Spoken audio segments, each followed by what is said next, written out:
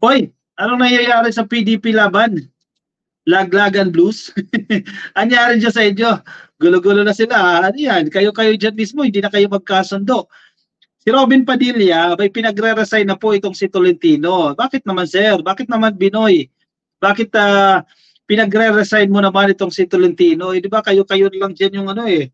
Kayo-kayo na lang yung magkakampi dyan, di ba? Sabi nyo nga eh, yung pagboto nyo na matanggal itong si Subiri, unanimous yung naging decision ninyo dyan. Kasi kung ano yung decision ng majority, ay i-absorb nyo yung decision na yan. Pero ngayon, anong nangyayari sa DDS? O, laglagan na? Wala na bang potential ang DDR, ang PDP? Kaya, gulo-gulo na kayo. Anyway, nasa headline po ng Manila Bulletin, Padilla calls for Tolentino's resignation from PDP. Bakit? Anong dahilan? Bakit pinagre-resign si Tolentino ni Robin Padilla? Senator Robin Hood Padilla has called for Senate Majority Leader Francis Tolentino's resignation from Partido Demokratiko Pilipino. Eh, ilan na lang kayo dyan? 6 na lang kayo ata dyan. Magiging 5 na lang kayo dyan. Ay, abolish na yan. Dissolve na lang yan. Padilla asked on Thursday, July 25, for Tolentino to step down as a party vice president for Luzon and as a member so he could attend to his added duties as the new Senate Majority Leader. Eh kasi minority sila eh. This is just a few days after Padilla was formally sworn in as the party's new president. Imagine mo ha, si Robin Padilla na ang presidente ng PDP laban. Ano kaya magiging strategy ni Robin Padilla? Ano kaya magiging ano niya dyan? Magiging plataforma niya para muling ibangon itong bagsak ng PDP. Padilla reiterated he believes in Tolentino's qualifications and experience to be a key part of the Senate leadership. Dahilan sa bagong mandato na inyong hinaharap sa Senado, buong pagpapakumbaba kung iminumungkahi na marahil po ay mas makabubuti ang iyong pagbibitiw bilang opisyal at kasapi ng PDP laban. Pinabango pa eh, no?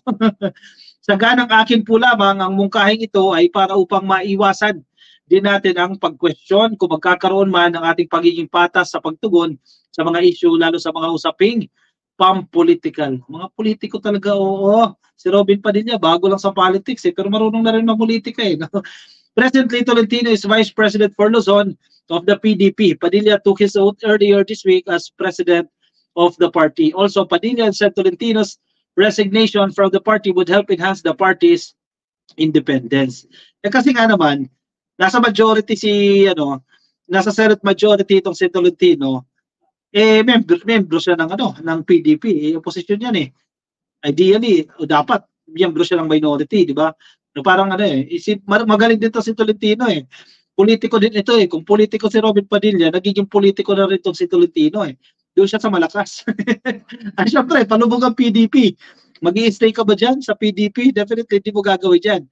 Mulit-muli, nais kong bigyang diin na wala po akong hangad, kundi ang patuloy pang suportahan ang inyong mga mabubuting gawain at misyon para sa ating bayan. Sabi po ni Padilla.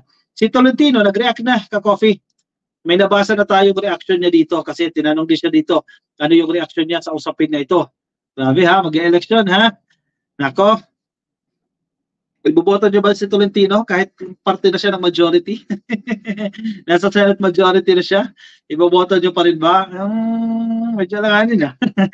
Nasa headline po ng Manila Bulletin, now is not the time for politics, sabi ni Tolentino after Padilla's call for his resignation. Yan na, nagsisimula na, nagkakalamat na itong relasyon nila.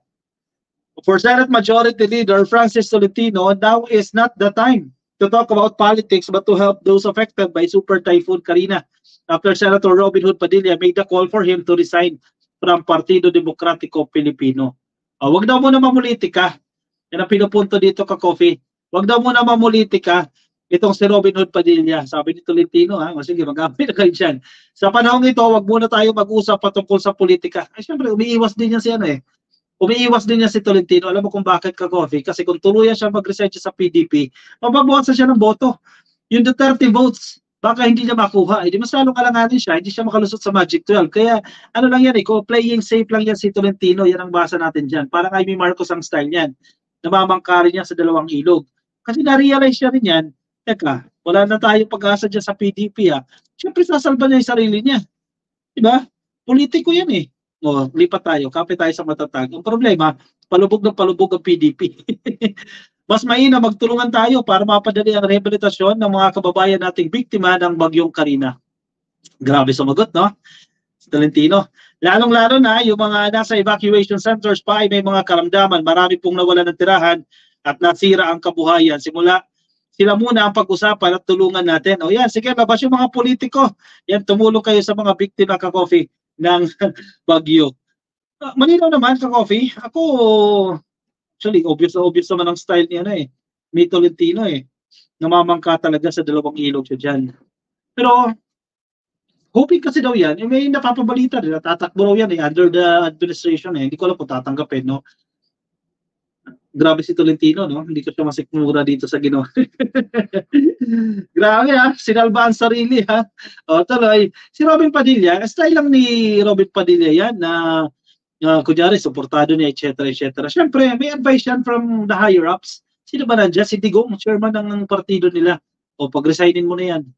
O, kasi tinanggap niya, majority leader siya, Senate majority leader siya, O, di nila sa atin yan, kasi majority na yan, nasa minority tayo, Ayan. O, kanya-kanya na kayo dyan, Mga taong ganyan, Luis Aradasa Quijano, si Robin, walang kwentang senador. Number 1 senator. Noto Tolentino, sa tatay Digong nila ang loyalty, sabi ni Cecilia Peña. Rosemary Baldos Bader, platform ni Robin, demokrasya ang bukang bibig. O nga, wala ba tayong demokrasya ngayon? Siyempre, boboto ko yan si Tolentino, sabi ni Ruel Manuel. Ayoko na rin kay Tolentino, sabi ni Mount Cabin. Ako never nagboto ko ng mga dutay, sabi ni Catherine Riliera.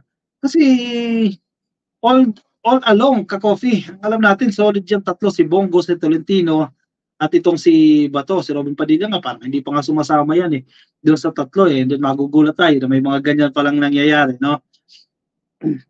Salba na lang talaga si Tolentino. Sinalba niya na lang talaga yung sarili niya dyan. It's like sinking ship. You are not loyal in your senatorial slate, sabi ni Luis Aradasa. Totoo yan. Parang the boat is sinking. Transfer to a more stable boat.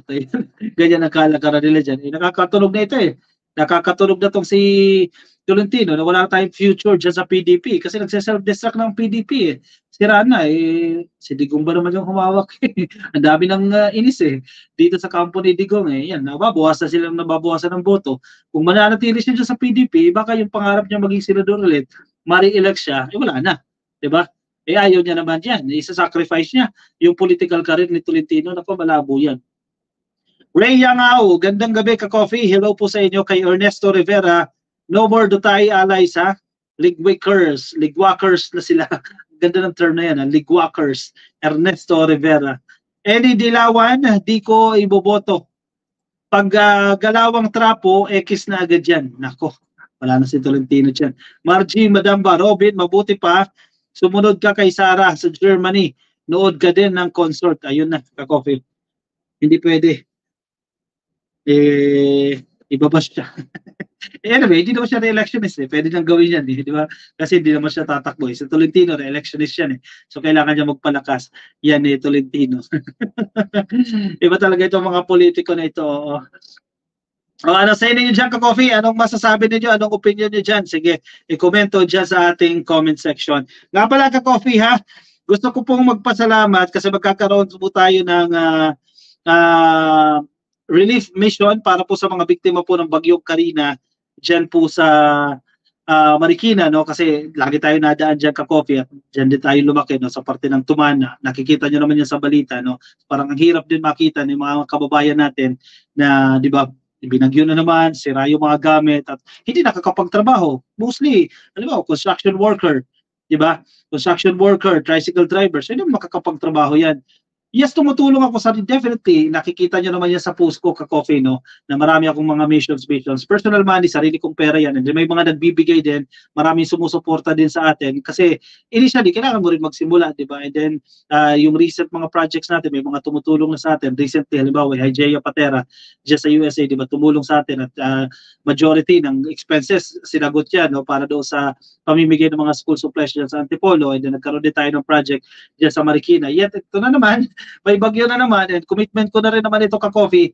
Every time may bagyo, parang promise ko na rin ito sa mga kapitbahay ko noon at sa mga nakakasalamuha ko na magiging parte ako ng mission nila. No? So again, sa mga interested, tuloy naman ito ka-coffee. Tuloy po yan, pero mas marami tayong matutulungan kung kayo po magpa-participate, tutulong po dito, mas marami po tayo. Wala po itong sapilitan ka-coffee ha, nasa sa inyo lang po yan kung gusto nyo pong tumulong.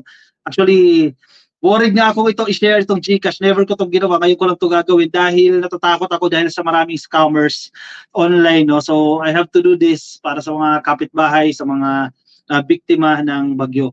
No, so pinost ko yung GCash ko, personal number ka-coffee. Itong GCash, actually na biktima agad ako ng scammer. Marami talagang scammer kanina ka-coffee, no. Tapos hinihingi sa akin yung one-time password. Ako, ingat kayo ka-coffee, lesson learned. Huwag niyong ibibigay yung one-time password ninyo kasi ang ginawa diyan ka-coffee nung pinost ko to, kung nakikita niyo sa Facebook, no. Pinost ko itong tawag dito, itong QR code sa Facebook page ko. Sabi niya magbibigay na siya. Sabi niya sa akin, magbibigay ako ng tulong. Ibigay mo sa akin yung ganyan, yung birthday mo, bigay mo yung name mo. Ako naman to, binigay ko. Pero alam ko naman na may mga limitations, no. Tapos sabi niya, may magte-text sa'yo, GCash, ano daw yun, code daw yun, 6-digit code daw yun, ibigay ko sa kanya. So ang ginawa niya pala, ka-coffee, gusto niyang i-open yung GCash account ko. I-text sa akin, di ba? Tapos sabi niya, hinihingi, i-send ko ng ASAP yung yung one-time password. Lesson learned ka-coffee, ingat kayo ka-coffee. As much as possible, huwag yung i-share yung personal details ninyo online. Ako, sinare ko ito dahil kailangan, and medyo careful din naman tayo dito ka-coffee para hindi tayo ma-hack. And nang pinost natin ito ka-coffee, syempre may mga nagpaabot na po sa atin ng tulong. Of course, yung mga Cecilia Peña, ma'am, maraming salamat po. Actually, 100 nga lang ang hinihingi ko dyan ka-coffee, pero si mga Cecilia Peña, mas mataas ang binigay. No? Thank you po kay ma'am Marivil Mayo. Thank you, ma'am Marivil Mayo. No? Maraming salamat po sa inyong tiwala. Ma'am Cecilia, maraming salamat po. At meron po nagbigay sa atin na tawag dito. Walang pangalan, no? GCash lang. I promise ka-coffee, 2,000% transparency and accountability dito sa funds na inyong i-share. Every year ko lang itong ginagawa and hindi ko kayo lolokohin kasi may mga DDS na nagko-comment na ibubulsa ko ito. Natatawa naman ako, ibubulsa ko yung pera na 100 pesos. Sa mga interested po ka-coffee, tumulong, interested nyo pong mag-participate, kailangan po ito ng ating mga kababayan. I know marami sa atin may mga extra, no, i-share natin yan sa mga higit na nangangailangan. Sa Sabado po yung event ka-coffee, Sabado ng umaga dahil wala tayong klase ng Sabado ng umaga, no. Baka 8 AM po yan ng umaga. Tuloy po yan, Kamot May, tuloy po yan. Kung interested po kayong tumulong, magbigay po kayo ng inyong suporta. Ang 100 pesos nyo, ilang kilong bigas na rin yan ka-coffee, 2 kilong bigas na rin yan. Ano na yan ka-coffee. Malaking bagay na po yan para sa ating mga kababayan. Pwede nyo po scan yung QR code na yan. Andiyan din po yung GCash number ka-coffee 0927-915-7786. Walang manghihingi ng OTP ha. Kung concerned kayo ka-coffee, pwede nyo po kayo message sa aking personal sa aking Facebook page, no, ka-coffee doon, ka-coffee. At ingat kayo sa mga manloloko. Ang daming manloloko ka-coffee. Ingat po kayo dyan. At careful ha. And lesson learned, do not share your one-time password, yung OTP o yung code man yan o kung ano, na kung sinasamantala nila ito ka-coffee. Idaan na lang po kaya sa super chat ang donation. Wag na, sir, kasi yung super chat may ano pa yan, may tax yan at saka wag na muna kayo mag-send ng super chat. Super chat stickers, wag na muna kayo mag-send ka-coffee kasi may ano yan parang 50-50 atang arrangement dyan. Di ko alam 50-50 arrangement ni YouTube and plus taxes po. Wag na kayo mag-send ng super chat. Mahal kasi ang super chat ka-coffee. Alright, sige. Maraming salamat ka-coffee ha sa mga interested. Thank you. As early as now, nagpapasalamat na po ako sa inyo. Maraming salamat po sa inyong tiwala. Never ko kayong susuwayin o lolokohin sa inyong tulong na ibibigay kasi para sa ating mga kababayan. At ang karma at ang balik sa mga manloloko, doble yan ka-coffee. O siya, sige. Maraming salamat ka-coffee ha. Maraming salamat sa inyong suporta. May nag-send sa akin ka-coffee, hindi ko mapasalamatan dahil walang pangalan. May mga nagsa sa atin ng dalawang 100, isang 200, isang 500 pesos. No?